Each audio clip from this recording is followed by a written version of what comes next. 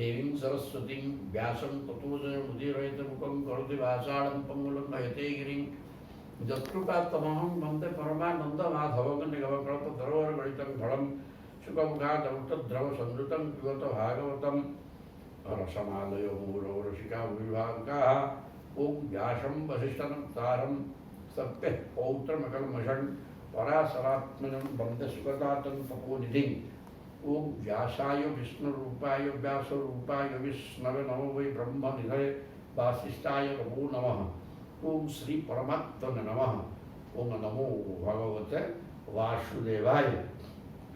वर्तमान दशम स्कंध अध्याय 73 भगवान श्रीकृष्ण भीम एवं अर्जुन तीन जन लेकिन जरासंध को ब्राह्मण विषय गले मागिले आमको किसी दियो ना जहाँ मत जहाँ आण सब देदेवी किसी असुविधा नहीं ना आम युद्ध चाहूँ युद्धम देही अच्छा मुझिया भावुली तेज गुड़ाक जना पड़े क्षत्रिय भाया तुम्हें ब्राह्मण वेश होकर आस क्षत्रिय मुझिया भावुली भगवान निजे कहीदे कृष्ण ये भीम एवं मोर पीसी पु भाई भीम एवं अर्जुन जरासंध कहला तुम्हें भीरु लुचिकी धरिकी पलैल तुम सागे युद्ध कर मोर नुह अर्जुन टा पिलाड़िया समकक्ष योद्धा सी हो पार सी हेनी ये भीम समकक्ष योद्धा सहित युद्ध हम युद्ध है 27 दिन युद्ध है 27 दिन तापर तार मृत्यु भेद भगवान जानते गोटे भीम कहले मुझे पारि ना 27 दिन है सी ना कहार किसी होनी जड़ाक समकक्ष योद्धा कि हेनी के दिन युद्ध कर कौन कर भगवान तो मृत्यु भेद बतईदे से दिफा जेरी फोपाड़ी देवा फल से मरले मरीगला से जो 20,800 रजा को युद्ध में जय करके बंदी की रखीला से प्रभु चलले से स्तुति कर स्तुति कौन हो देखा तम न समाधिशोपायम जेलते चरणाब्जयो श्रुति तथा न विरमेत पप्पी संसरतांग कहले तम न समाधिशु उपाय कहले हे प्रभु हमको ये प्रकार उपाय देखे दियो जहाँफल कौन हम ना आम संसार भितर गति करूँ आप चरणारविंद सेवा आमर जमी स्मरण ररणारविंद को सेवा करवा मनोवृत्ति आम एवं सदा सर्वदा आपण को चरणारविंद को सेवा करने चिंता आम भीतर रही आम कर दिंतु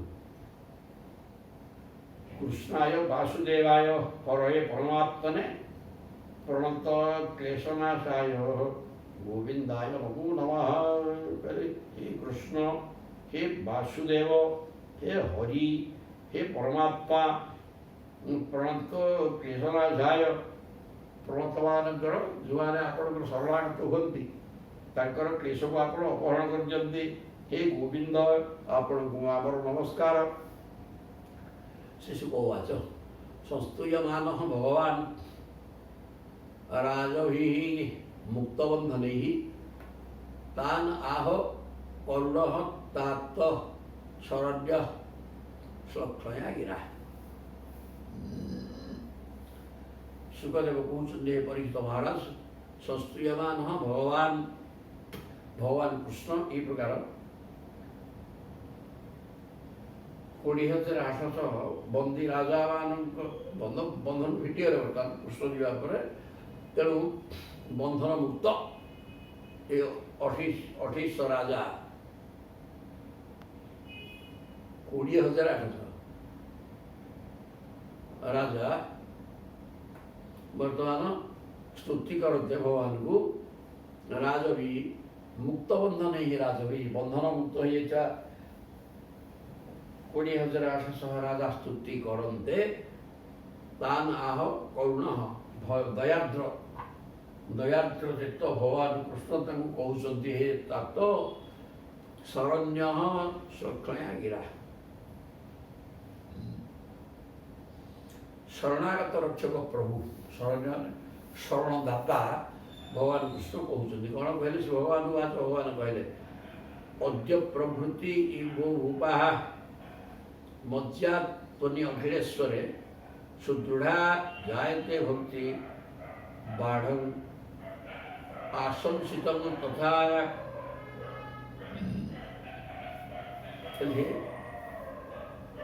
राजा समूह अद्य प्रभृति आज आरंभ करी आपण जो इच्छा प्रकाश कर अनुसार आज आपण मोठारे निश्चित रूपे दृढ़ भक्ति अखिलेश्वर मई समग्र चतुर्दश ब्रह्मांडर मालिक स्वामी मो चरणारिंद्र आपण भाव भक्ति आदि ठार सुदृढ़ भक्ति जायते बाढ़ सत्य आशंसित तथा समस्त आत्मा और समस्त स्वामी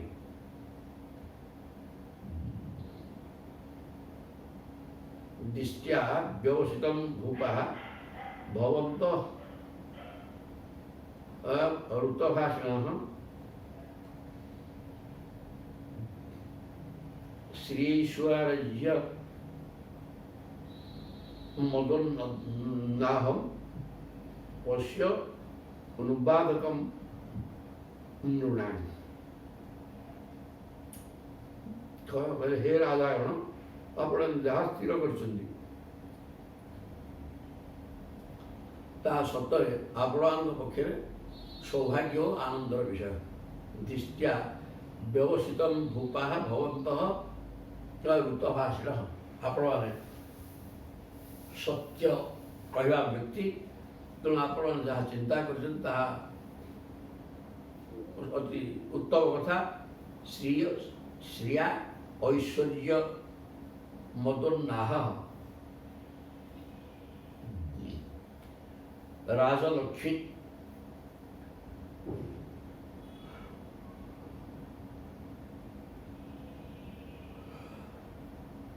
प्रचुर ऐश्वर्य राजलक्ष्मी जे भोग करी मदमत्त हो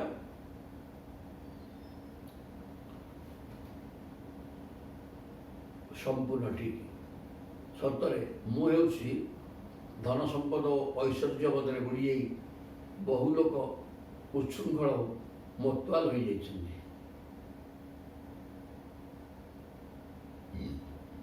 भवंत तुम्हें सत कौच जो कहल मदम ऐश्वर्य मदले बुड़ी जाकि मनुष्य उच्छृंखलित हो जाती यहाँ जहाँ कह सत कथा निश्चित पश्य उन्मादक ऋणा लोक मैंने जाते भी तो बर्तमान परिवर्तन होगा किसी असुविधा नहीं हय नहुष वेन रावण नरक अपरे पुण्य माने श्रीमदा भ्रंसिदा स्थानक देव दैत्य नरेश्वरा हय कार्तवीर्यार्जुन हय पता ना नहुष राजा नहुष सत्य सत धार्मिक सब ठीक था मुझे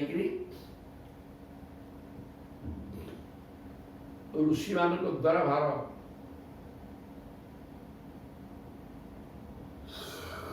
ऋषि मैंने काधे भार बसईक ने तेणु सर्प हेल्ले मत से ऐश्वर्य मत ये प्रकार हुए सब बेन रावण नरकासुर पूरा सबू श्रीमद भ्रंसित ऐश्वर्य मतरे मदमत्त होकर स्थानभ्रष्ट होते देवता दैत्य नर नरेश्वर राजा समस्ते जे ऐश्वर्य मदरे मदमत्त हो जाती से अधोपतन सुनिश्चित। 这个他不容易过来的。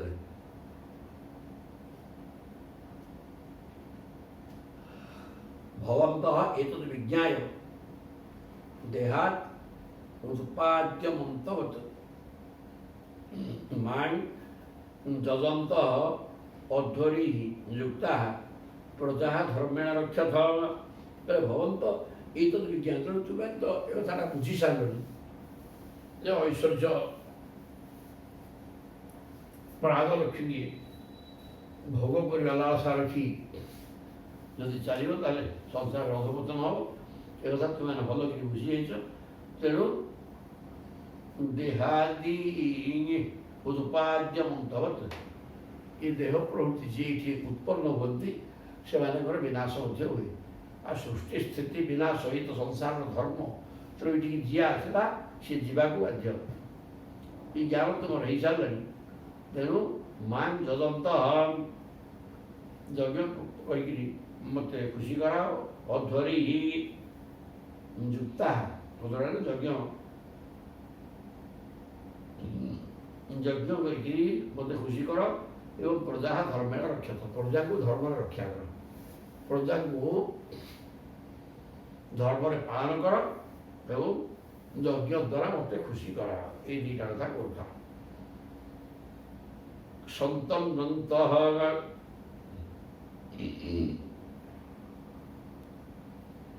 प्रजा पंतुन सुखम दुखम भवा भवौ प्राप्तम प्राप्तं च सेवन्तः मच्चिताः विचरिष्यतः संतन्नन्तः।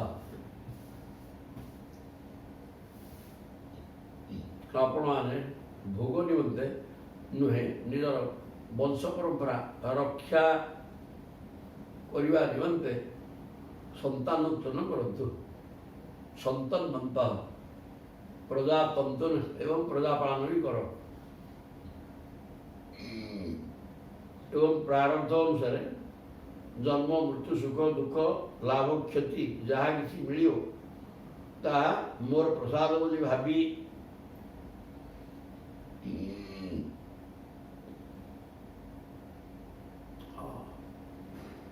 जहाँ किसी द्वंद्व संतन्नंता मैंने संतान सृष्टि करके वंश रक्षा करंतु प्रजा तंतुन कारण तुम्हें राजा राजवंश रक्षा कर तुम धर्म तुम पर अराजकता ही तेणु वंश परंपरा रक्षा करने निमंते संतान उत्पन्न करंतु प्रारब्ध अनुसार देहाद्युत्पाद्य मंतवत् प्रारब्ध अनुसार सुख हो दुख हो भल हो मंद हो जहाँ मिलला लाभ क्षति सुख दुख जन्म मृत्यु जहाँ आसू तेरे भांगी न जाए मोर चरणार बिंदु मन को रखी प्राप्त न प्राप्त गुटा मिलला गुटा न मिलला चिंता न करी सेवंत मच्चिता मत सेवा करी मदगत चित्त होगी तुम्हें बुल किसी असुविधा नहीं सुखे दुखे समय कृता लाभा लाभो जया जयो ऐसा पास हो गया मान ध्यायन्त उपासते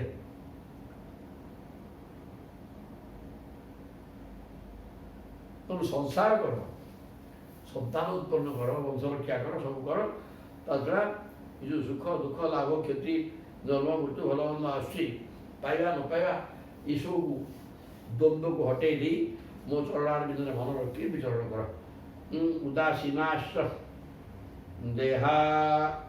देहादौ आत्मा रामा धृतव्रता मज्जावेश्य मन सम्यक मां अंते ब्रह्मजाश्यथ करे उदासीनाश्च देहादौ शरीर प्रति उदासीन भाव रख खाली शरीर सुरक्षा चिंता करना विशेष भाव में शरीर तो विनाश हो दिन दिन ना दिन चली तेणु तार सुरक्षा किमी हो फिर विशेष एथि रोग है औषध खाइबनी ता नुहे किंतु केवल शरीर चिंता मुठ थे गुड़े दिन पकेट में पानी घुसिकी दाण्ड गुड़ौच सी सब कथा दरकार नहीं ଶରୀର ପ୍ରତି ଟିକେ ଉଦାସୀନ ଭାବ ରଖ। ଆତ୍ମା ରାମାକୁ ଧୃତ ବ୍ରତ ବ୍ରତ ଧାରଣ କରିବ ସଦାବେଳେ। ଆତ୍ମନି ଆରାମ ଆତ୍ମାରେ ମାନେ ଆତ୍ମା ପରମାତ୍ମାଙ୍କ ସହିତ ଯୋଗ କରିକିରି ଆରାମ ହେଇଯା ଅର୍ଥାତ୍ ଆନନ୍ଦ ଅନୁଭବ କର। ଅନୁଭବାନନ୍ଦ ସ୍ୱରୂପ ଭଗବାନଙ୍କ ସତ୍ତା, ସେ ଭଗବତ ସତ୍ତାକୁ ଅନୁଭବ କର। ମଜ୍ଜାବିଶ୍ଵ ମନ ମନଟିକି ମୋ ପାଖରେ ଲଗେଇ ଦିଅ। ସମ୍ୟକ୍ ମାଇଣ୍ଡ ଏ ପ୍ରକାର ଭଲ ଭାବରେ ସମ୍ୟକ୍ ମାନେ ଭଲ ଭାବରେ ମନ ମୋ ପାଖରେ ଲଗେଇ ଦିଅ। ବୋଲେ ମାଇଣ୍ଡ ବ୍ରହ୍ମଜା ଶେଷ ସମୟରେ ନିଶ୍ଚିତ ଭାବରେ ମୋତେ ପାଇଯିବ। ଏ କଥା ଭଗବାନ ବତେଇ ଦେଲେ।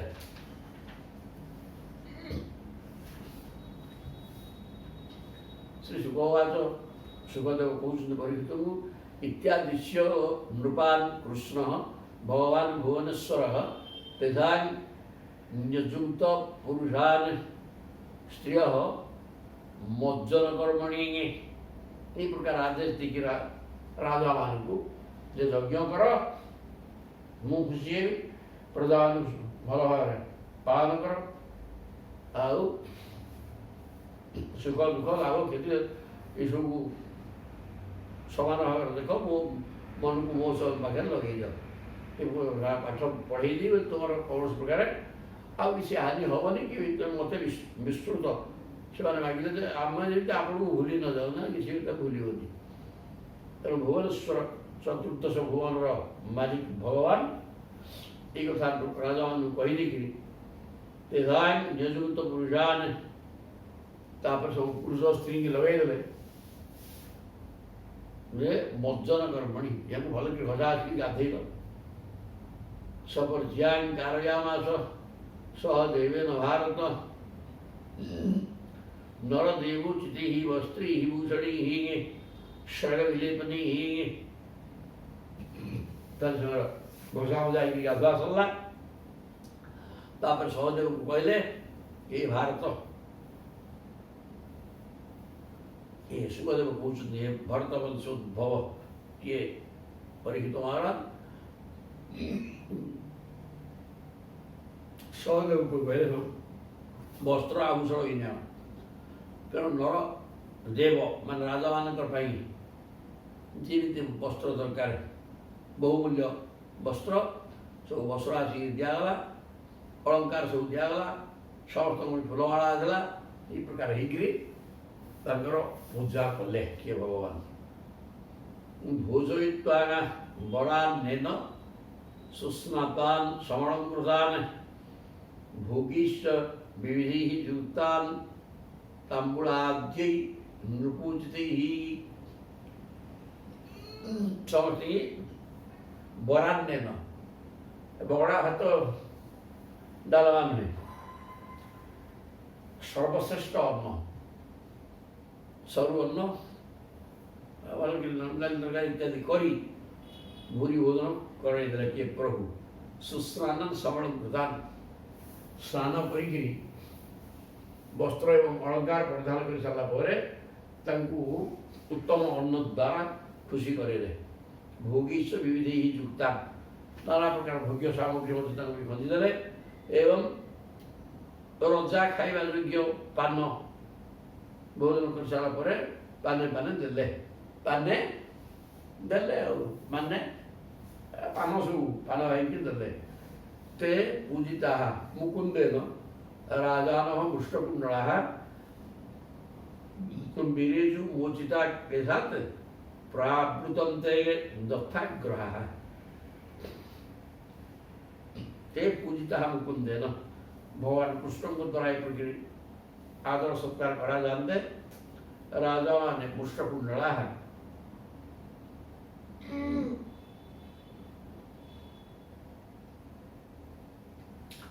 ଗହନରେ କୁଣ୍ଡଳ ଲଗେଇଥିବା ରାଜା ମାନେ ଚିରେ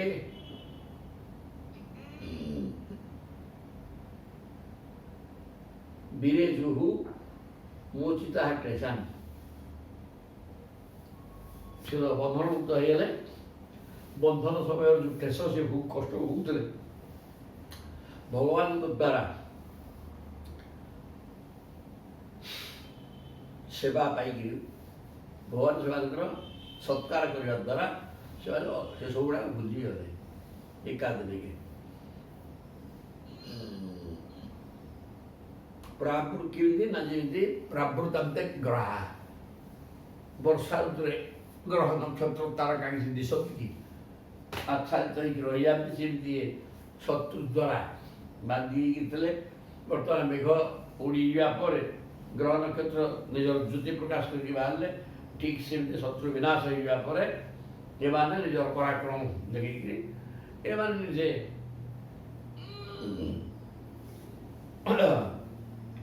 ମୁକ୍ତ ହେଇଗଲେ, ମେଘ ମୁକ୍ତ ହେଇଗଲେ, ତାରକାମାନେ ଯେମିତି ଶୋଭା ପାଆନ୍ତି। ଇଏ ସେମିତି ରାଜାଙ୍କର ବନ୍ଦୀରୁ ମୁକ୍ତ ହେଇଯିବା ପରେ ଇଏ ରାଜା ଜରାସନ୍ଧ ବନ୍ଦୀରୁ ମୁକ୍ତ ହେଇଯିବା ପରେ ଏମାନେ ମଧ୍ୟ ସୁଶୋଭିତ ହେଇଗଲେ। ରଥାନ୍ ସଦସ୍ୱାନ୍ ଆରୋପ୍ୟ ମଣିକାଞ୍ଚନ ଭୂଷିତାନ୍ ପ୍ରାଣମ୍ प्रीणज्य सुनृतिः वाक्यैः स्वदेशान् प्रत्यजापयत् रथान् सत् अश्वान् आरोप्य।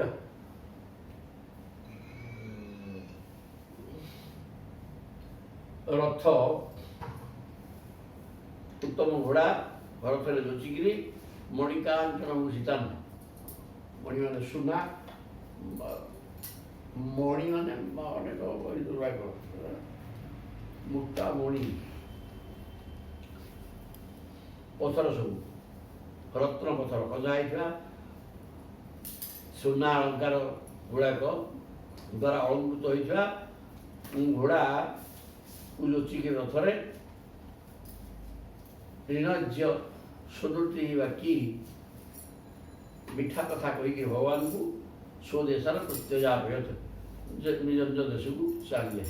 ये 20,800 राजा तापर ते एवं मोचिता कृच्छात् कृष्णेन सुमहात्मना जजुः तम् एव ध्यायन्तः कृतानि च जगतपते कृतानि। भगवान कृष्ण को द्वारा जहाँ करागला बंधन मुक्त कराला समस्त घसा घसी गाधा उपयुक्त वस्त्र अलंकार सब देकी वेशभूषा कर समस्त रथ देकी विदाय करेले। ये सब कथा गुड़ाक भगवान कथा को मन पकई ते एवं उचिता से राजा ने भगवान द्वारा मुक्ति पाइले बंधन रु एवं कृष्णेन सुमहात्मना भगवान कृष्ण को द्वारा महापुरुष महात्मा कृष्ण को द्वारा गोटे कष्ट से मुक्ति है। कारण दीर्घ दिन मंदिर पड़ी खावा नहीं पीवा नहीं शरीर सब कृष होता मतलब भगवान को आशीर्वाद अनुग्रह से मुक्ति लाभ कले भगवान के जो ध्यायंत भगवान जहाँ जहाँ जहाँ कले सेटा को मन मन चिंतन राज्य को फेरले। ते एवं जगदुः प्रकृतिभ्यस्ते महापुरुष स्थितम यथानुशासत् भगवान तथा चक्रुः अतंद्रितः जगदुः प्रकृतिभ्यस्ते।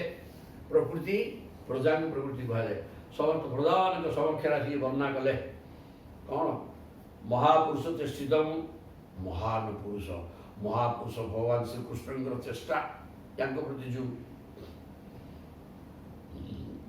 सम्मानित व्यवहार आचार विचार व्यवहार जहाँ भगवान भी कले से सबुड़ाक आसिक प्रधान को वर्णना कले भगवान की प्रकार आम कथा शुणिक आसिले शत्रु को विनाश कले आमको उद्धार कले भल कि हसिया गाधागाधि कर वस्त्र अलंकार दे उपयुक्त भूरी भोजन खावा दे आमको विदाय कर प्रकार प्रधान कहले एवं यथा अन्नशास्त्र भगवान कहते तुम्हें यज्ञ कर प्रधान को पुत्र भाया पाड़ दीटा कथा दरकार तो भगवान ତଥା ଯଥା ଅନୁଶାସନ ଭଗବାନ ଯିଏ ବି ତାକୁ ଅନୁଶାସନ କରିଥିଲେ ମାନେ ଯାହା ଆଦେଶ ଦେଇଥିଲେ ଯେମାନେ ଠିକ୍ ସେଇଆ ଚକ୍ରୁ ଅତନ୍ତ୍ରିତ ସେ କଥାକୁ ଅକ୍ଷର ଅକ୍ଷର ପାଳନ କଲେ ପ୍ରଜାଙ୍କୁ ପୁତ୍ର ଭଳିଆ ପାଳନ କଲେ ଏବଂ ଯଜ୍ଞ ବି କଲେ ପ୍ରତିବର୍ଷ ଜରାସନ୍ଧମ ଘାତୟିତ୍ୱା ଭୀମସେନେନ କେଶବଂ ପାର୍ଥାଭ୍ୟାଂ ସଂଯୁକ୍ତ ପ୍ରାୟାଃ ସହଦେବେନ ପୂଜିତଂ ଜରାସନ୍ଧଂ ଘାତୟିତ୍ୱା ଜରାସନ୍ଧଟିଏ ମାରି ଦେଇକିରି ଭୀମସେନ ଏବଂ ଭୀମସେନେନ କେଶବ ଭଗବାନ କୃଷ୍ଣଚନ୍ଦ୍ର ଭୀମସେନେନ ତୃତୀୟା ବ୍ୟକ୍ତି ଭୀମସେନଙ୍କ ଦ୍ୱାରା ଜରାସନ୍ଧକୁ ମରାଇ ପାର୍ଥାଭ୍ୟାଂ ସଂଯୁକ୍ତ ପାର୍ଥାଭ୍ୟାଂ ପାର୍ଥାପଣ ପୃଥାଙ୍କର ପୁତ୍ର ହେଇଥିବାରୁ ତାଙ୍କ ନାଁ ପାଞ୍ଚ ପାଣ୍ଡବଙ୍କ ନାଁ ପାର୍ଥ କୁହାଯାଇପାରିବ ତେଣୁ ପାର୍ଥାଭ୍ୟାଂ ଭୀମ ଅର୍ଜୁନାଭ୍ୟାଂ ଦୁଇ ଜଣ ତ ଭ୍ୟାଂ ମାନେ ଦ୍ୱିବଚନ ହେଇଛି ଭୀମ ଅର୍ଜୁନ ଦୁଇ ଜଣ ପାର୍ଥକୁ ଧରି ପୃଥାପୁତ୍ର ଭୀମ ଅର୍ଜୁନକୁ ଧରିକିରି ପ୍ରାୟ ସହଦେବେନ ପୂଜିତ ସହଦେବଙ୍କ ଦ୍ୱାରା ପୂଜିତ ହେଇକିରି ଭୀମ ଅର୍ଜୁନ ସହିତ ଭଗବାନ କୃଷ୍ଣ ସହଦେବଙ୍କ ଦ୍ୱାରା ପୂଜିତ ସହଦେବ କିଏ ନା ଜରାସନ୍ଧର ପୁଅ ତା ଦ୍ୱାରା ପୂଜିତ ହେଇକି ଘରକୁ ଫେରିଲେ ଗତ୍ୱା ते ଖାଣ୍ଡବ ପ୍ରସ୍ଥଂ ଶଙ୍ଖାନ୍ ଦଧ୍ରୁଙ୍ଗଣ ପିତାରୟଃ ହର୍ଷୟନ୍ତଃ ସ୍ୱସୁହୃଦଃ ଦୁହୃଦାନ୍ ଚାଶୁଖାବଃ ଗତ୍ୱା ते ଖାଣ୍ଡବ ପ୍ରସ୍ଥଂ ଖାଣ୍ଡବ ପ୍ରସ୍ଥ ପାଇଗଲା ପରେ ଇଏ ଯିବେ ଇନ୍ଦ୍ରପ୍ରସ୍ଥକୁ ତା ପାଖକୁ ତା ନା ଖାଣ୍ଡବ ପ୍ରସ୍ଥ ତେଣୁ ଖାଣ୍ଡବ ପ୍ରସ୍ଥରେ ପାଇକିରି ଶଙ୍ଖାନ୍ ଦଧ୍ରୁ ଜିତାରୟ ଶତ୍ରୁକୁ ଶଙ୍ଖ ବାଜିଗଲେ ଶତ୍ରୁ ଆକ୍ରମଣର ସୂଚନା ସେ ଦିଏ ଏବଂ ଆମେ ଜୟ କରିକି ଆସିଲୁ ବୋଲି ବି ସୂଚନା ଦେବ ତେଣୁ ଏମାନେ ପହଞ୍ଚି ଯାଇକିରି ଖାଣ୍ଡବ ପ୍ରସ୍ଥରେ ଭଗବାନ ପାଞ୍ଚଜନ୍ୟ ଶଙ୍ଖ ବଜେଇ ପକେଇଲେ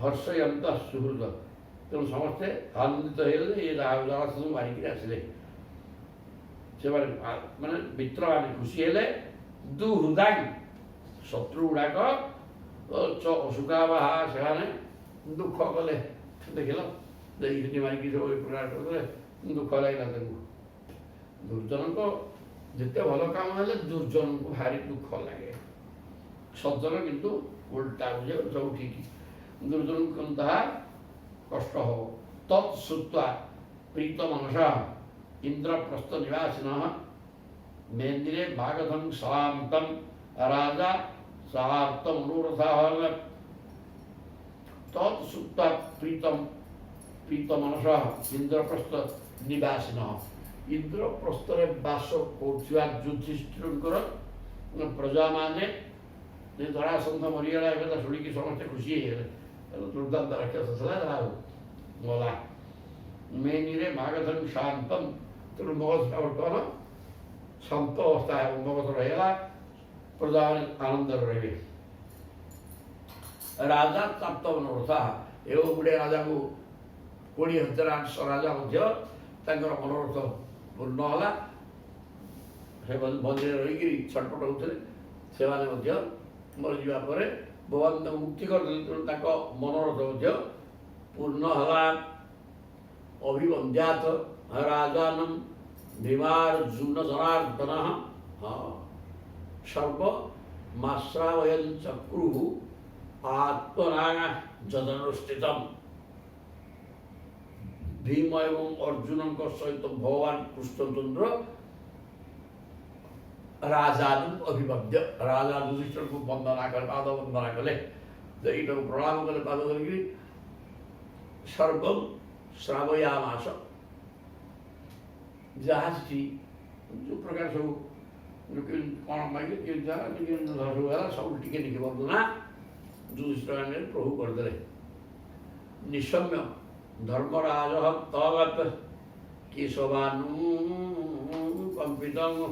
କେଶବେନାନୁକମ୍ପିତଂ ସବୁତକ ଭୀମ ଅର୍ଜୁନଙ୍କ ମୁଖରୁ ଶୁଣି କିଏ ଯୁଧିଷ୍ଠିର କହିଲେ ସବୁ ତ ପ୍ରଭୁଙ୍କ ଦୟା ଆଉ କ'ଣ ଭୀମ କହିଲେ ମୁଁ କହିଲେ ଆଉ ପାରିବିନି ସତେ ସେ କିଏ କାହାକୁ ଅଟକାନି ଏଠି କେତେ ଦିନ କ'ଣ ଲୋକ ମୋର ଆଉ ମୁଣ୍ଡ କାମ କରୁନି। ସେଠୁ ପ୍ରଭୁ ନିଜର ଶକ୍ତି ତାଙ୍କ ଦେହରେ ଦେଇଦେଲେ, ଯାହାଫଳରେ ସେ ଶକ୍ତିବାନ ହେଇଗଲେ, ଅଧିକା ଶକ୍ତି ହେଇଗଲେ ତାକୁ ମାରିଲେ। ଆଉ ଇଏ ହେଲା ପାଠଟା। ସବୁ କଥା ଶୁଣିକିରି ଯୁଧିଷ୍ଠିର ବୁଝିଗଲେ, ସାରା ସବୁ ପ୍ରଭୁଙ୍କ ଦ୍ୱାରା ହେଲା। ଆନନ୍ଦାଶୁ ବଳାୟ ମୁଞ୍ଚନ ପ୍ରେମଣା ନୋବାଚ କିଞ୍ଚନ। ସେ ଭଗବାନଙ୍କ ପ୍ରେମରେ ଏତେ ଆନନ୍ଦ ହେଇଗଲେ, ଆନନ୍ଦମୟଙ୍କ କଥା ଶୁଣି ଆମ ପ୍ରତି ଭଗବାନଙ୍କର କି ଦୟା, ନିଜର ତେଜ ବା ଶକ୍ତିକି ଭୀମଙ୍କୁ ପ୍ରଦାନ କରି ଜରାସନ୍ଧକୁ ମରିବାର ବ୍ୟବସ୍ଥା କଲେ। ଏ କଥା ଶୁଣିବା ପରେ ତାଙ୍କର ଆନନ୍ଦାଶ୍ରୁ ଲୁହ ହୋଇଗଲା, ପ୍ରେମରେ ଚୁପ୍ ହୋଇଗଲା, ଆଉ କହିପାରିଲେନି କିଛି। ଆଉ କାନ୍ଦିବା ଲୋକ କ'ଣ କହିବ? ଏଇଠି ଶ୍ରୀମଦ୍ ଭାଗବତ ମହାପୁରାଣେ ପାରମହଂସ୍ୟାଂ ସଂହିତାୟାଂ ଦଶମ ସ୍କନ୍ଧେ ଉତ୍ତରାର୍ଦ୍ଧେ କୃଷ୍ଣାଧ୍ୟାୟଗମନେ 73ତମ ଅଧ୍ୟାୟ। 73 ଗଲେ 74 ଅଧ୍ୟାୟ ହେଇଗଲେ ଭଗବାନଙ୍କର ଅଗ୍ର ପୂଜା ଆଉ ଶିଶୁପାଳ ଉଦ୍ଧାର। ବର୍ତ୍ତମାନ ଯଜ୍ଞ ଆରମ୍ଭ ହେଇଯିବ। ତ ଯଜ୍ଞରେ ଆଗ ଭଗବାନ ପୂଜା ହେଲେ। ଶ୍ରୀ ଶୁକବାଚ, ଶିବଦେବ କହୁଛନ୍ତି, ଏବଂ ଯୁଧିଷ୍ଠିର ରାଜା ଜରାସନ୍ଧବଧଂ ବିଭୁ କୃଷ୍ଣସ୍ୟ ଚାନୁଭାବଂ ଶ୍ରୁତ୍ୱା ପ୍ରୀତଃ ତାନ୍ ଅବ୍ରବୀତ୍। ଏହି ପରୀକ୍ଷିତ ଶିବ କହୁଛନ୍ତି, ଏବଂ ଯୁଧିଷ୍ଠିର ରାଜା ଜରାସନ୍ଧ ବଧଂ ବିଭୁ। এই প্রকার রাজা যুধিষ্ঠির জরাসন্ধর বধ কথা শুনি কৃষ্ণস্য চাদু ভবন্তং, ভগবান শ্রীকৃষ্ণଙ୍କର ଭାବନା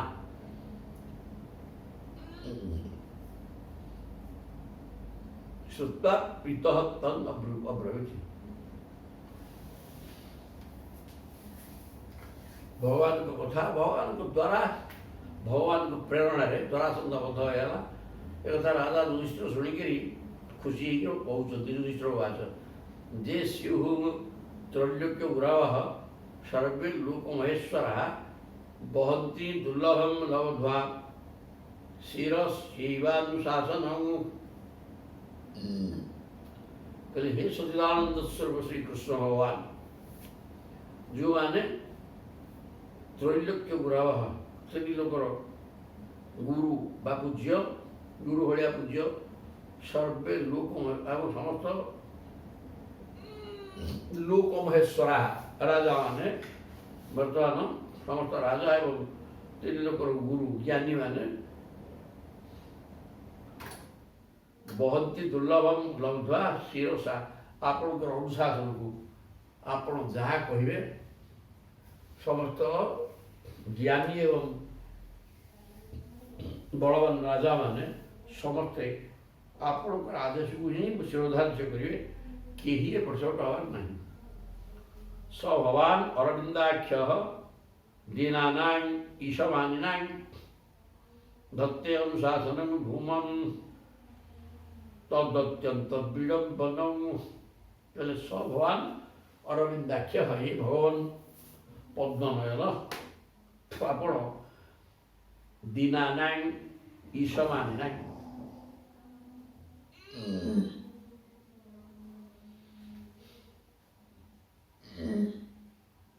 ସର୍ବଶକ୍ତିବାନ କମଳନୟନ ଭଗବାନଙ୍କ ନିମନ୍ତେ।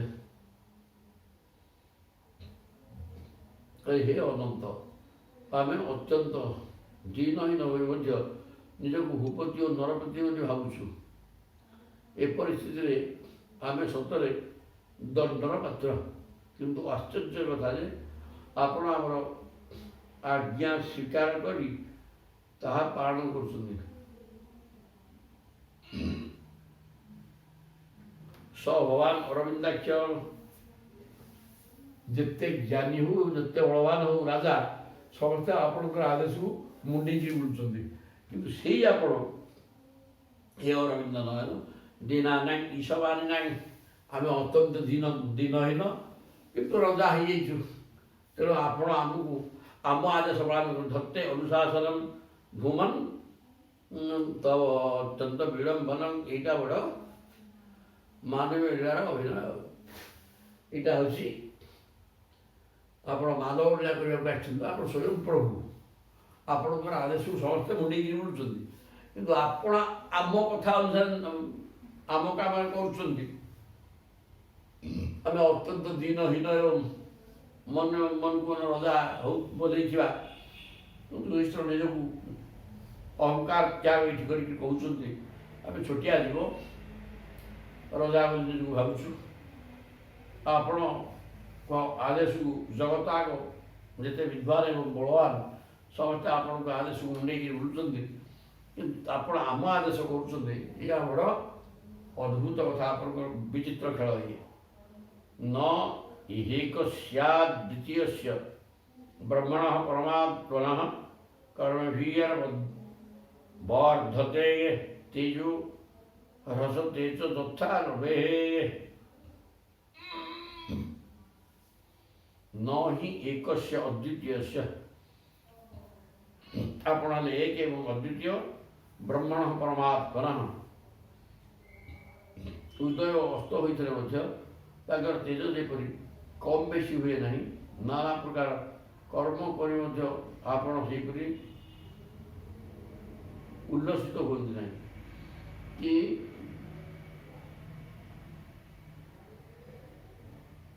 ବିଷଣ୍ଣ ହୁଅନ୍ତି ନାହିଁ। ଆପଣ ଏକ ଏବଂ ଅଦ୍ୱିତୀୟ, ଆପଣ ଭଳି ଆଉ ଜଣେ କିଏ ନାହିଁ। ବ୍ରହ୍ମଣ ପରମାତ୍ମନଃ, ଆପଣ परमात्मा ब्रह्म पदार्थ ब्रह्म वस्तु एक एवं अद्वितीय। कर्म भी वर्धते तेज, कर्म करी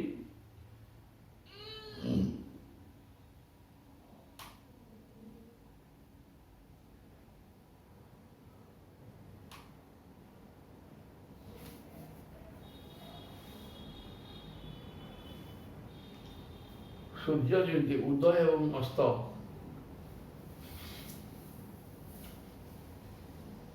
ଅସ୍ତରେ ତାଙ୍କର କିଛି ଯାଏ ଆସେ ନାହିଁ, ସେ ସଦାବେଳେ କିରଣ ଦେବାଟା ତାଙ୍କର ଠିକ୍। ସେମିତି ଆପଣଙ୍କର କର୍ମ କରିବା ଭିତରେ ତେଜ ହାନି ହେଇଯାଉଛି ବା ତେଜ ବଢ଼ୁଛି ସେ କଥା ନୁହେଁ। ଆପଣ ସଦାବେଳେ ଆପଣ ତେଜସ୍ୱୀ ହେଇକି ରହିଛନ୍ତି।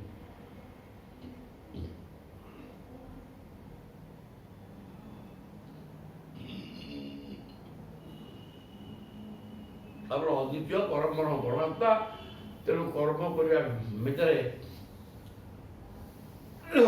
ଆପଣ କୋଉଠି ଆନନ୍ଦ ହୁଅନ୍ତିନି କି ବିଷାଦଗ୍ରସ୍ତ ହୁଅନ୍ତିନି।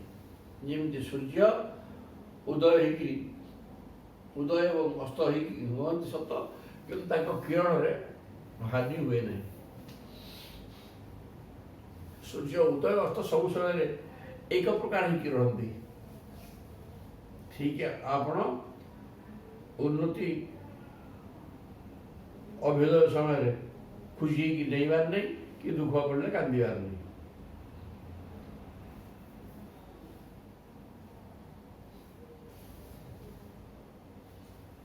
सूर्य ताम्रवास्तवित संपत्तु च विपत्तु च महता एक रूपता।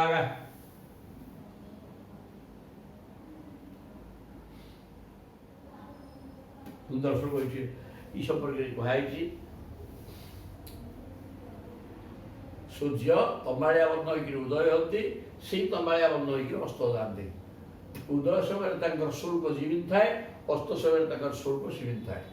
उदय समय हर्ष नुह कि अस्त समय दुख करार नहीं। आपण ठीक से प्रकार आप सच्चिदानंद घन ब्रह्म पदार्थ, तेणु आपणकर कर्म द्वारा सत्कर्म कौन है आनंद होगा, असुविधा आसा दुख होगा, ये सब विषय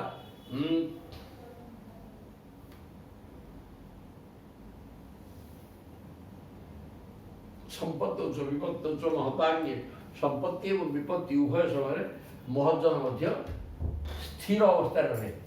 संपत्ति आसीगले आनंद होगी दिएनि कि विपद समय दुखरे भांगी पड़ेनि। सूर्य जमी ताम्र उदेती तंबाड़िया वर्ण होकर उदय होती, से एक रूप से तंबाड़िया वर्ण होकर अस्त जाती।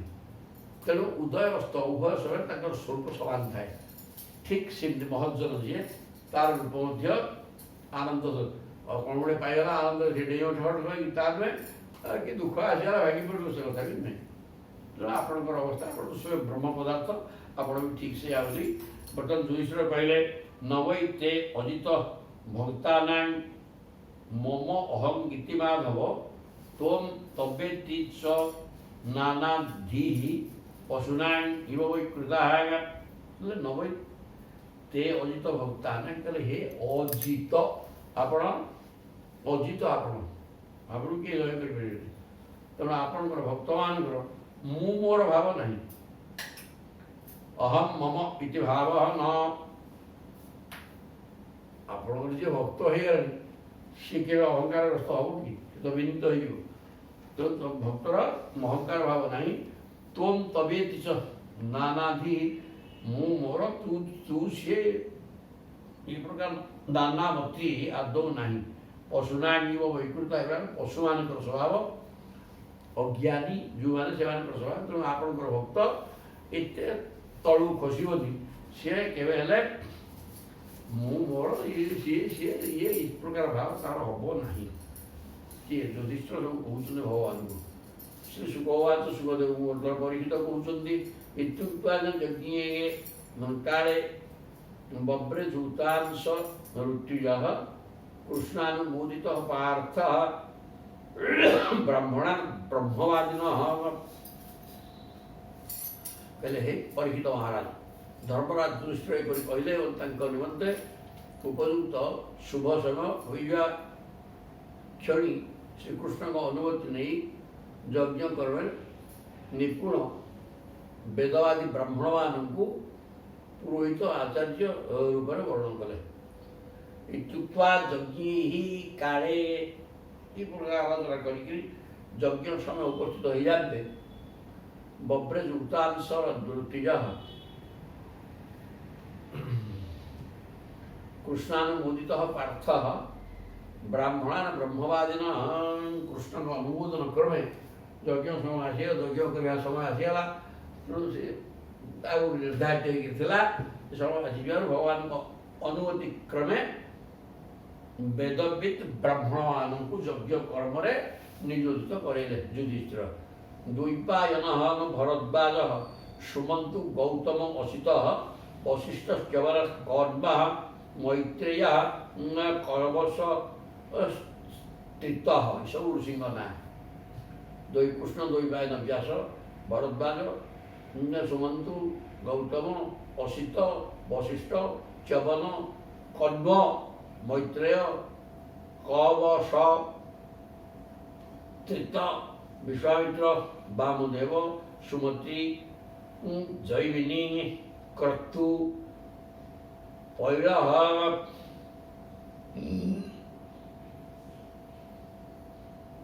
କ୍ରତୁ ପୈଳ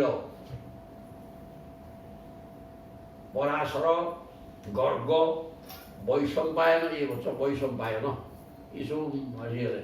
ଅଥର୍ବ କାଶ୍ୟପ ଧୌଜ ରାମ ରାମ କିଏ ଭାର୍ଗବ ରାମ ପରଶୁରାମ ମାନେ ଆସୁରୀ ବିତିହୋତ୍ର ମଧୁଛନ୍ଦା ବୀରସେନ ଅକୁତ ବ୍ରହ୍ମ ଉପହୂତାଗ ତଥା ଚାନ୍ୟେ ଏ ନାଁ ଏତିକି କହିଲେ।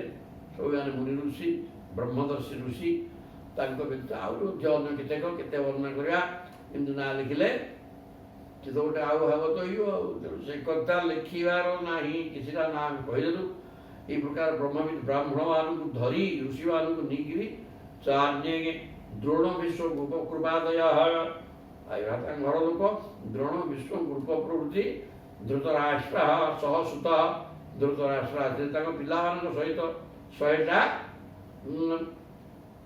ଅଭିମାନୀ ଦୁର୍ଦାନ୍ତ ରାକ୍ଷସ ନେଇକି ପଳାଇଥିଲେ। ବିଦୁରାଷ୍ଟ୍ର ମହାମତୀ ଏବଂ ବିଦୁର ହେଲେ ଅତ୍ୟନ୍ତ ବୁଦ୍ଧିମାନ ଜ୍ଞାନୀ ବିଦୁର ମଧ୍ୟ ଆସିଲେ। ଏମାନେ ସବୁ ଜମା ହେଇଗଲେ। ବ୍ରାହ୍ମଣ କ୍ଷତ୍ରିୟ ବୈଶ୍ୟା ଶୂଦ୍ରା ଯଜ୍ଞ ବିଦୁକ୍ଷବ ଏ 4 ବର୍ଣ୍ଣର ଲୋକ ବ୍ରାହ୍ମଣ କ୍ଷତ୍ରିୟ ବୈଶ୍ୟ ଶୂଦ୍ର 4 ବର୍ଣ୍ଣର ଲୋକ ମଧ୍ୟ ଆସିକି ପହଞ୍ଚିଗଲେ ଯଜ୍ଞ ଦେଖିବା ପାଇଁ। ଅତ୍ରେ ୟୁଃ ସର୍ବରାଜାନଃ ରାଜ୍ୟାଂ କ୍ରକୃତୟ ନୃପମ କହିଲେ ହେ ରାଜନ ପରୀକ୍ଷିତ ଜି ଖାଲି ସେତିକି ନୁହେଁ ସେଠିକି ମଧ୍ୟ ପୁଣି ପହଞ୍ଚିଲା ଆସିକି ସମସ୍ତ ରାଜାମାନେ ସେମାନଙ୍କର ପ୍ରଜାମାନଙ୍କୁ ଧରିକିରି ସବୁ ପ୍ରଜା ନୁହଁ, କିଛି କିଛି ପ୍ରଜା ଧରିକିରି ରାଜା ମଧ୍ୟ ଆସିକି ପହଞ୍ଚିଗଲେ। ସବୁ ରାଜାଙ୍କୁ ନିମନ୍ତ୍ରଣ କରାହେଇଥିଲା। ତତସ୍ତେ ଦେବଦଳନ ବ୍ରାହ୍ମଣ ସ୍ୱର୍ଣ୍ଣ ଲାଙ୍ଗଳି ଆଗ ଯଜ୍ଞ ପାଠ ଆରମ୍ଭ ହେଲା। ଆଉ ଗୋଟେ ଅଙ୍କୁରାରୋପଣ ବିଧାନ ଅଛି। ଅଙ୍କୁରାରୋପଣ ବୋଇଲେ ସେ ଯେଉଁ ଖାଲି ନାମମାତ୍ର ସେ ଗୁଡ଼େ ହେଉଛି ଯଜ୍ଞ ଯେଉଁ ସ୍ଥାନରେ ହେବ ତାକୁ ଲଙ୍ଗଳରେ ଚାଷ କରାଯିବ ଏବଂ ବୀଜ ବପନ କରାଯିବ। ଗଛ ଉଠିଲା ପରେ ଠିକ୍ ସୁବିଧାରେ ଗଛ ଉଠିଲା ସେଟା ଉପଯୁକ୍ତ କ୍ଷେତ୍ର କରି ପ୍ରମାଣ ହେବ ଏବଂ ସେ ଜାଗାରେ ଯଜ୍ଞ ମଣ୍ଡପ ତିଆରି ହେବ। ଆଜିକାଲି ପାଠୁଟା ତାହା ନୁହେଁ, ଯଜ୍ଞ ମଣ୍ଡପ ସିମେଣ୍ଟ କଂକ୍ରିଟରେ ତିଆରି ପ୍ରସ୍ତୁତ ହେଇକି ଥାଏ। ତେଣୁ ଆମେ କ'ଣ କରେ ଚାରିଟା ପଞ୍ଚମୁଖୀ ପାଳିକା ସରାବ ତା ନା 4 4 8 4 12 ସବୁଥିରୁ 4ଟା ଲେଖା ଆସିବ। ଏ 12ଟା ପାତ୍ର ତା ଦେହରେ ମାଟି ବାଟି ପୂର୍ଣ୍ଣ କରି ସେଥିରୁ ନାନା ପ୍ରକାର ବୀଜ ବା ମଞ୍ଜି ଶସ୍ୟ ଗୁଡ଼ାକ ବୁଣା ହେବ ଏବଂ ପାଣି ଦିଆ ହେଇକି ପୂଜାପୂଜି ହେଇକି ସେ ବ୍ରହ୍ମା ବିଷ୍ଣୁ ଶିବଙ୍କୁ ପୂଜା ହେଇକି ରଖାହେବ। ଏଇଟା ଗୋଟେ ସେମିତି ଗୋଟେ ଏହାର ବିଶେଷ କିଛି ଅର୍ଥ ନାହିଁ।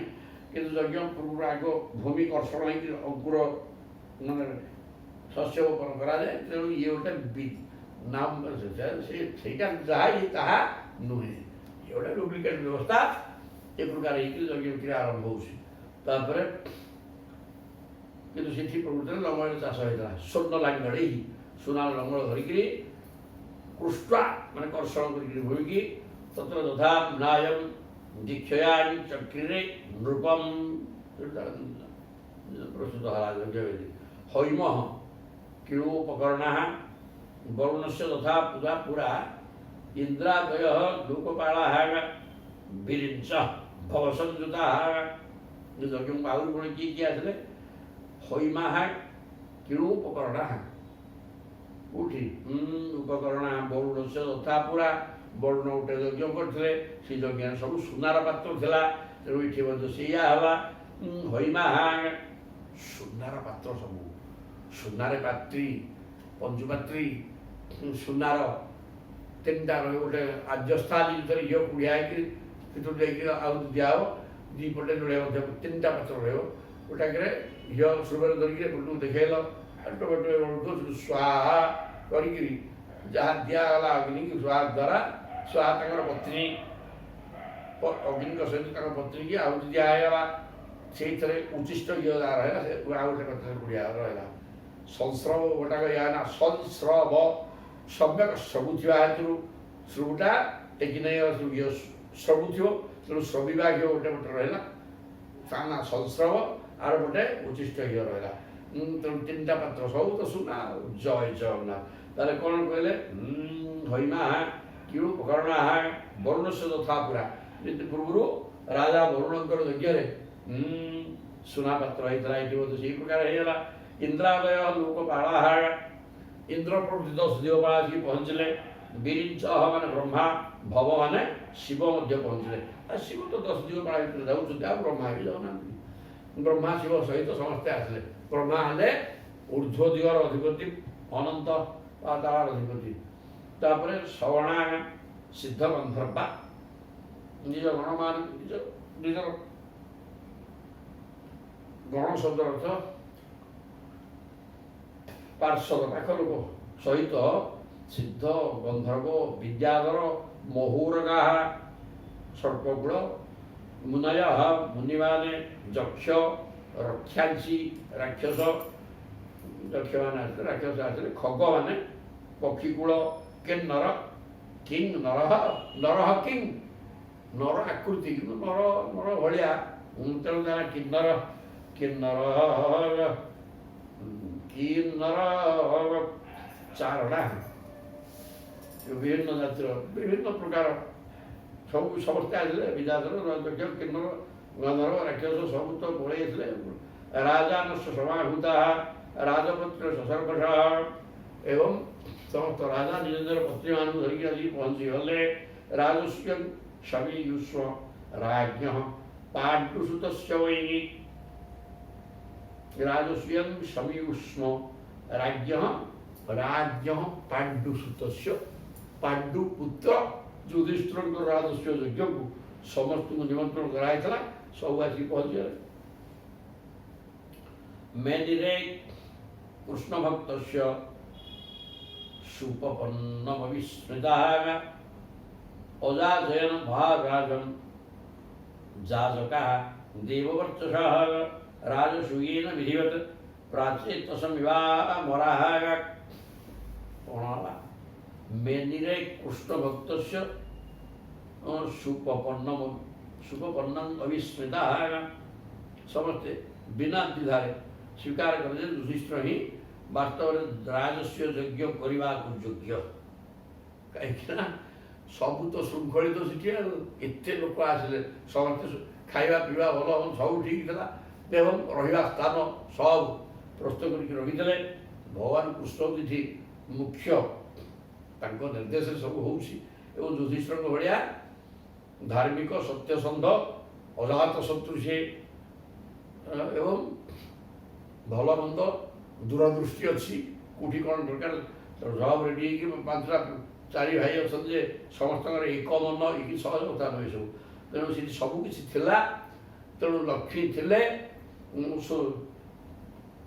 ଶୃଙ୍ଖଳା ଜ୍ଞାନ ଥିଲା ତେଣୁ ସମସ୍ତେ କୃଷ୍ଣ ଭକ୍ତ ଯୁଧିଷ୍ଠିରଙ୍କର ଏଇ ରାଜସ୍ୱ ଯଜ୍ଞକୁ ଦେଖି ଚିନ୍ତା କଲେ ଯେ ରାଜସ୍ୱ ଯଜ୍ଞ କରିବାର ଯୋଗ୍ୟତା ଯୁଧିଷ୍ଠିରଙ୍କର ଅଛି ଅଜାଜୟ ମହାରାଜନ ଯାଜକା ଦେବବର୍ଚସ ସେଠି ଯେଉଁ ଯାଜକ ମାନେ ଯଜ୍ଞ କରିବା ବ୍ରାହ୍ମଣମାନେ ଥିଲେ ସମସ୍ତେ ब्रह्म तेजरे जलुले पड़ी राजसूयेन विधिवत सबू तो देते मुख्य ब्राह्मण ब्रह्मर्षि ब्रह्मवेत्ता ब्रह्मवादी सब आसिक पहुँचते तेणु असुविधा कौन अच्छी राजसूयेन विधिवत प्रचेतसन इवा मराः प्रचेता का वरुण पाशी वरुण को यज्ञ समस्त देवता मैंने आसिक पहुँची सेमती सब देवता समस्ते आसिक देवता मुनि ऋषि राजा सिद्ध गंधर्व चारण किन्नर समस्ते पड़े सबुआड़ सब नागलोकरू आसुच्च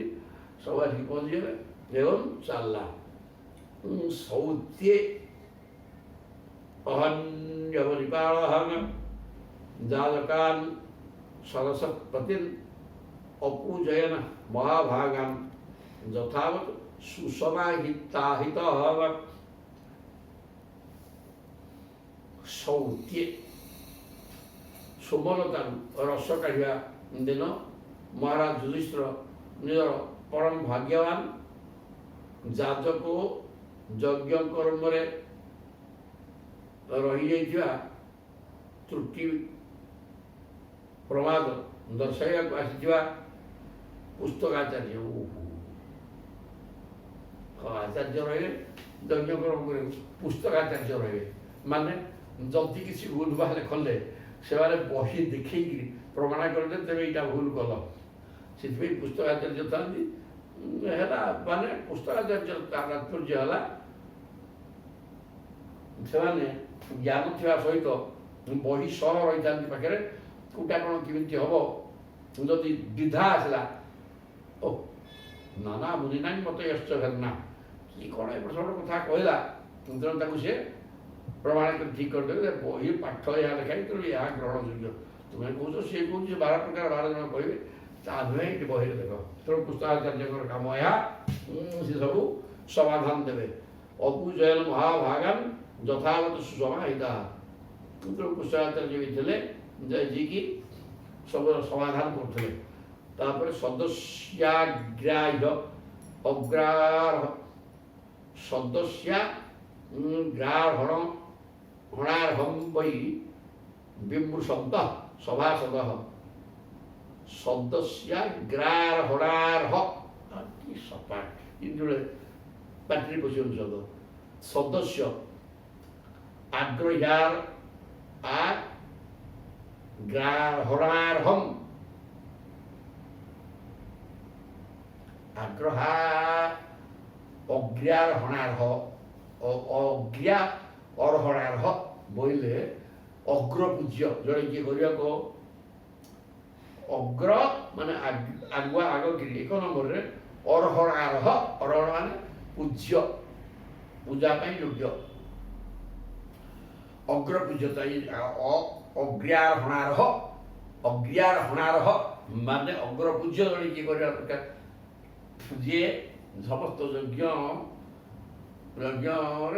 ଜଣେ ଅଗ୍ରପୂଜ୍ୟ ହେଇକି ରହେ ସେ ପ୍ରକାର ପ୍ରଭୁ ହେଲେ ନା ସେ ଯଥାର୍ଥ ରହନ୍ତିନି ଯିଏ ସର୍ବଶ୍ରେଷ୍ଠ ମାନ୍ୟ ପୂଜ୍ୟ ସିଏ ହିଁ ଅଗ୍ରପୂଜ୍ୟ ହେଇକି ରହିବେ ଏକଥା ବିମୃଶନ୍ତ ସଭାସଦ ଆଗ ସଭାସଦମାନେ ବସିକି କହିଲା ଆରେ ଅଗ୍ରପୂଜ୍ୟ କାହାକୁ କରିବା ତାଙ୍କର ବିଚାର ଚାଲିଲା ନାଧ୍ୟ ଗଚ୍ଛନ୍ ଅନେକାନ୍ତ୍ୟାତ୍ ସହଦେବ ତଦା ବ୍ରବୀତ୍ ଏଠି ଅନେକ ଅଛନ୍ତି ପିତାମହ ଭୀଷ୍ମ ଅଛନ୍ତି ବ୍ୟାସ ଅଛନ୍ତି କିଏ ଛୋଟିଆ ମୁଣ୍ଡ ନୁହଁ ତେଣୁ କାହାକୁ କ'ଣ କହିବ ଋଷି ଗୁଡ଼ା କିଏ କ'ଣ ନୁହଁ କାହାକୁ ସବୁ ତ ଅଛନ୍ତି ତେଣୁ ଅଗ୍ରପୂଜ୍ୟ କିଏ ହବ ସେ ସବୁରେ ବିଚାର ଚାଲିଲା ନାଧ୍ୟ ଗଚ୍ଛନ୍ ଅନେକାନ୍ତ୍ୟାତ୍ ଅନେକ ଅଛନ୍ତି ଯୋଗ୍ୟ ଲୋକ ତେଣୁ ବିଚାର କରିକି ସିଦ୍ଧାନ୍ତ କରିପାରିଲେନି ସେ ତେଣୁ ସହଦେବ ସାଙ୍ଗେ ସାଙ୍ଗେ କହିଲେ ଅର୍ହତି ୟଚ୍ୟୁତଃ ଶ୍ରେଷ୍ଠ୍ୟମ୍ ଭଗବାନ ସତତାଙ୍କତି ଏଷ ବୈ ଦେବତା ସର୍ବାଃ ଦେଶ କାଳ ଧନାଦୟଃ କହିଲେ ଆରେ ବାପା କେଶବ ଏକୁଟିଆ ଭଗବାନ କୃଷ୍ଣ ହେଉଛନ୍ତି ସବୁ ଜଗତ ଆଗ ସିଏ ଅର୍ହତି ହି ଅଚ୍ୟୁତଃ ଶ୍ରେଷ୍ଠ୍ୟମ୍ ଭଗବାନ ଶ୍ରୀକୃଷ୍ଣ ହେଉଛନ୍ତି ସର୍ବଶ୍ରେଷ୍ଠ ପୂଜ୍ୟ ତେଣୁ ତାଙ୍କୁ ଅଗ୍ରପୂଜ୍ୟ ଭାବରେ ଧରାଯାଉ ସେ ହେଲେ ସତ୍ୱତାଧିପତି ଯଦୁବଂଶର ସର୍ବଶ୍ରେଷ୍ଠ ମାଲିକ ଭଗବାନ ଶ୍ରୀକୃଷ୍ଣ ହିଁ ଅଗ୍ରପୂଜ୍ୟ ହେବାର ଯୋଗ୍ୟ କାହିଁକିନା